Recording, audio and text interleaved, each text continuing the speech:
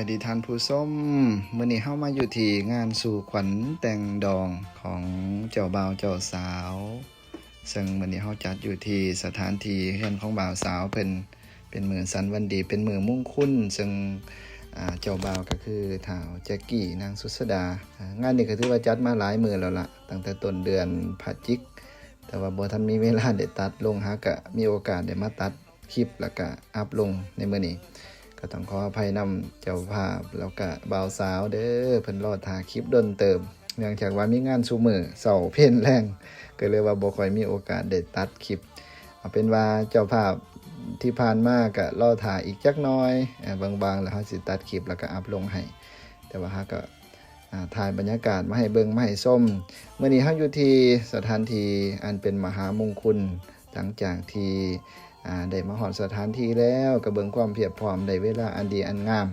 เจ้าโพดลุงตา2 กำ 2 ไฟก็มาวางขันหมากสินสอดทองมันเมื่อเสร็จสิ้นแล้วก็เตรียมที่จะได้แห่เคยเข้ามาสู่เฮือนเพื่อทำลาบาสีต่อไป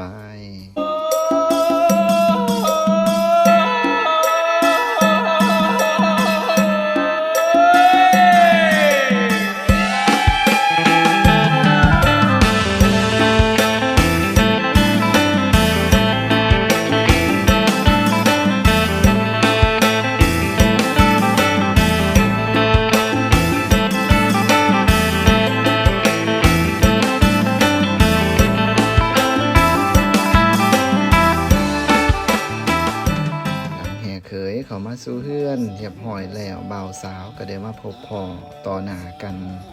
ต่อหน้าเจ้าโพดลุงตาหลังจากนั้นเฮาก็สิได้ทำลาบาสีเพื่อความเป็นมงคลดีมงคลงามเฮ็ดตามหีตามคองก็เสียบรรยากาศมาให้ท่านผู้ชมได้รับชมรับฟังการสู่ขวัญเป็นบางช่วงบางตอนให้ท่านทั้งหลายได้รับฟังนํกันเด้อสายตุภาวะสยามังคลังตะโตโลมังสุขังพลาอาวะหาวิวะโหสยามหามงคลมณีเป็นวันดีวันเดือนที่ละอามนตะโสมณีนั้นเป็นมือออกไม่เก่าคำเดือน12ปัดหน่อยซอยสวรรค์มงคลทาน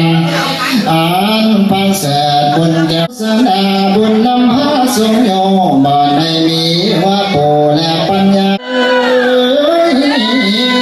ใครจะซื้อเนาขวัญมาหน่อยลาอ่อนเตียนแดงซื้อเนาขวัญนางแพงในดวงมายาสาซื้อ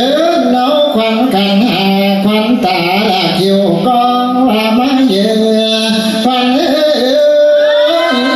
ขวัญเจ้าพักกาละเป็นพาบ้านนั้นแล้วให้เต้ามาว่ามาขวัญก็ให้มาอยู่เสือมาอยู่เนื้อในคิงทางขวัญแข็งก็ให้มาอย่างวันนี้เป็นวันดีวันที่แข็งเท้าไก่แข็งลางสุขสบายดังพันพรเท่าแก่มานั่งหลอมอยู่ใส่ส้มบาดนี้นั่งคอยจะองคาถาไว้ควันเจ้าบอกแก่เงื่อนไหนคำหน่วยใหญ่คอยจะพิษไปทั้งกำเพื่อกินแผ่นดินใหญ่คอยปลอดเจ้านี้นั่นได้เงินยวนมาหล่นไทยหล่นถงไปหอดเมืองฟ้าหลังและอเมริกาคอยปลอดเจ้านี้นั่นได้เงินเอโรและดอลลาร์มาเต็มบ้านคอยจะพิษไปด้านขอบเขตบ้านสถานที่นอนคอยปลอดเจ้านี้นั่นเป็นเศรษฐีมหาเศรษฐีเงิน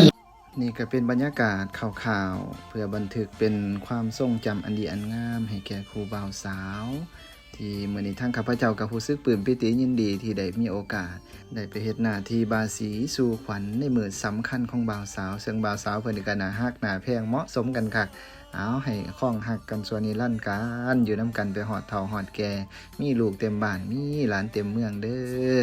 เอาละครับทุกท่านที่เข้ามารับชมดูนะตอนนี้สามารถกดไลค์กดแชร์เป็นกำลังใจให้แน่เด้อโอกาสหน้าท่านใดอยากติดต่อพวกพันให้ข้าพเจ้าไปช่วยงานไม่ว่าจะเป็นงานแต่งดองงานสู่ขวัญเนื่องในโอกาสต่างๆหรืองานบุญศีลกินทานก็สามารถติดต่อพวกพันมาได้เอาเป็นว่าขอบใจทุกท่านที่เข้ามารับชมโอกาสหน้าพ่อกันใหม่ตอนนี้ไปแล้วเด้อ